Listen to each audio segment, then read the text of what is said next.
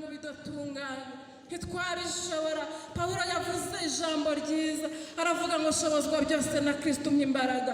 Ibyatunaniye kunesha urabizi, sura umuntu wese umuha imbaraga z'ikigero kingana n'ibyo akwiriye kunesha. Mwami Imana Data wa twese, ibyo twihana bugacya twabisubiyemo ubizi neza. Amagurupe tubamo dusunikira kubikora, duha umutima uyazinukwa mu izina rya Yesu. Ejo sahacu birashoboka cyane ko twakumvirijwe none ejo tukaryumva bikazumvwa n'abandi. Shishikariza umugore n'umugabo n'urubyiruko rwabonetse aha mu izina rya Yesu gutunganya ibyacu none, gukorera ijuru nk'abaritaha uyu munsi, kuko iby'ejo bibara b'ejo. Munsi dufite ni none.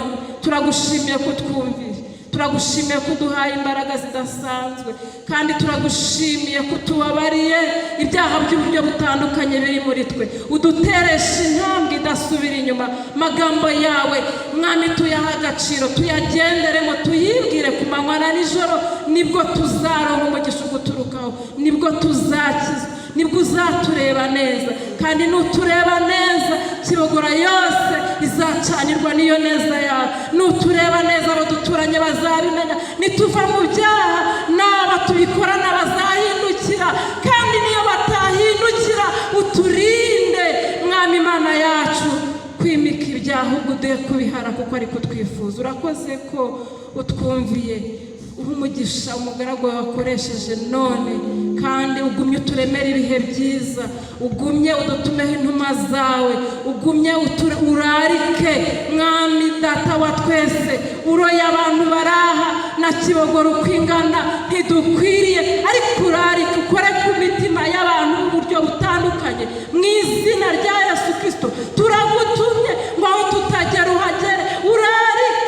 Urarike Kristo, urarike mu ngeri zose, kugira ngo he kuzagira n'umwe ucikanwa, kandi cyari igihe cyo kumva. Urakoze Mana kubyumvishe ibyo ndasabye imitima yacu bikwiriye. Urabizi ko tubikwiriye. Ibyo ntagezeho Mwuka Wera bigeraho, kandi iminiho ntaniha Mwuka Wera twaramuhanga tunihira iminiho bikwiriye. Byambaje mu izina rya Yesu, amen. Dusengere ibyifuzo. Mwami Imana yacu, turacyari imbere y'ubwiza bwawe. Turagushimiye ko wakiriye gucishwa bugufi kwacu, kubera yuko iyo turi iwacu mu mubiri tuba turi kure y'ubwiza bwawe. Twaracumuye dukora ibyangwa n'amaso yawe, tuba mu bidatunganye by'uburyo butandukanye, ariko turagushima ko uduhaye nanone ubu buryo bwiza bwo kongera kwitekerezaho uyu mugoroba, kandi tugahindukira. Turagushima yuko utwakiriye. Uhabwa icyubahiro kuko imbabazi zawe zihoraho iteka ryose. Mwami Imana yacu, turi muri uyu mwanya mwiza wo kukwinginga ngo usuke ububyutse kuri uyu musozi, usuke ububyutse mu bantu bawe.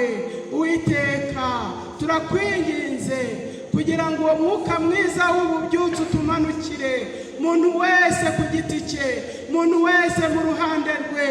Watumanukira turi mu bihe byiza by'umunezero twishimye, byakunda. Byatumanukira turi mu bihe by'ubwoba, nk'uko abigishwa bawe bari bameze igihe wari umaze kubambwa, ibintu byakomeye. Oh Data mwiza, abigishwa bawe bateranye Umwuka Wera arabamanukira, baremera ibihe byiza by'ububyutse, bahamya bashize amanga, bavuga ibya Yesu, batitaye ku kintu icyo ari cyo cyose. Watumanura ibihe by'ububyutse. Turi mu bihe by'ibigeragezo, turi mu burwayi, kwihesha icyubahiro nk'uko washoboje wa mugore wari umaze imyaka 12 akamenengana, agatera intambwe, bamusunika bamwegezayo. Yirengagije ko ahumanye, arakataza kubera yuko hari icyari kiri mu mutima we. Yambara imbaraga zo kwizera, aravuga ati byari byo byose nipfa gukora ku ncunda gusa. Haleluya! Ati ndataha nkize. Mwuka Wera wa wundi w'ububyutse wawutumanurira, tugoswe n'intambara n'ibigeragezo nk'uko Pawulo na Sila bari mu nzu y'imbohe. Mwuka w'ububyutse urabamanukira, batangira kwiri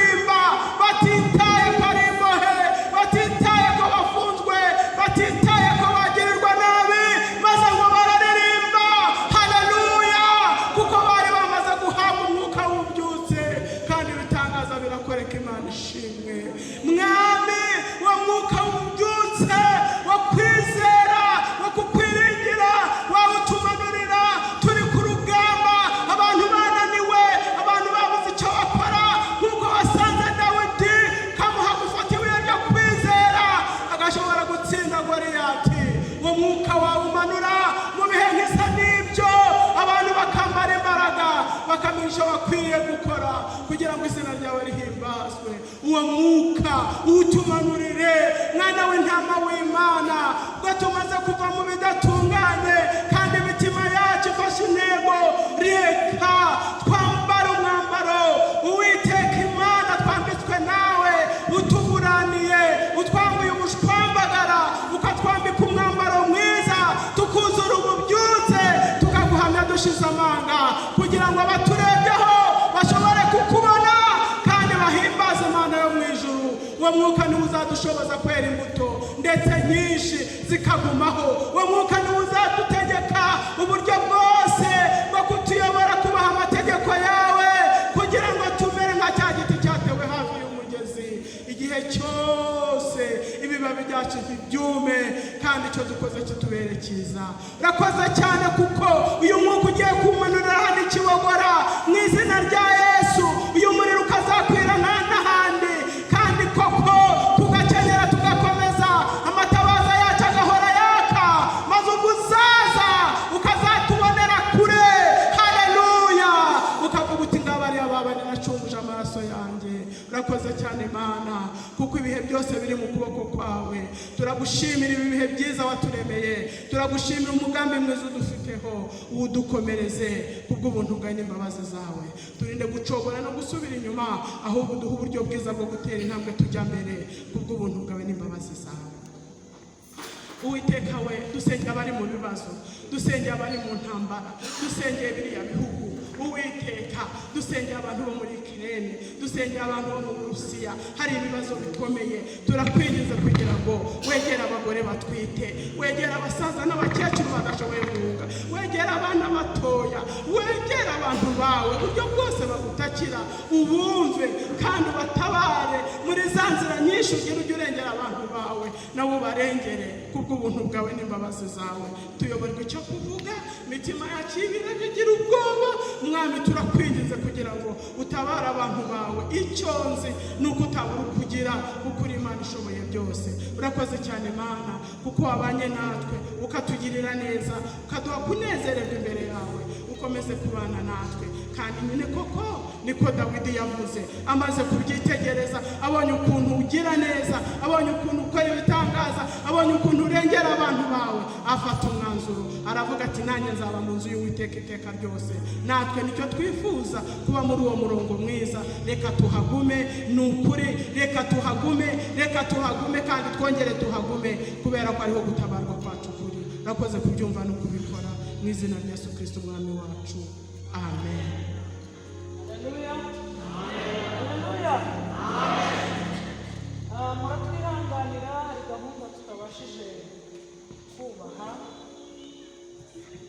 ariko ubutaha umuntu azumva ari bimushobokera yazabikora. Nta tegeko ririmo, ntibikwiye kutubera impamvu yo kutaza mu nzu y'Imana gusenga. Uyu munsi mutwihanganire ntitubashije kubikora, kandi turanezerewe cyane. Turabashimiye ukuntu mwitabiye, ababyeyi bakemera guhara imirimo yabo ya nimugoroba bakaboneka muri uyu mwanya, abagabo, abasore, inkumi, ingeri zose. Imana ibaha umugisha, kandi umuhati wanyu ntabwo ari ubusa ku mwami Imana, ariko Imana idushoboze tuve mu bidatunganye. Reka duhaguruke, abaririmbyi begera hano hino, dusenga ubuntu dutahe.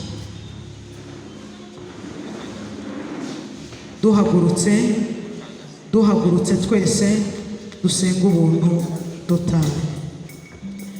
Ubuntu umwami wacu Yesu Kristo n'urukundo rw'Imana no gusangira umwuka wera bibane natwe iteka ryose, amen. Muzagaruke, baza abandi. Okay.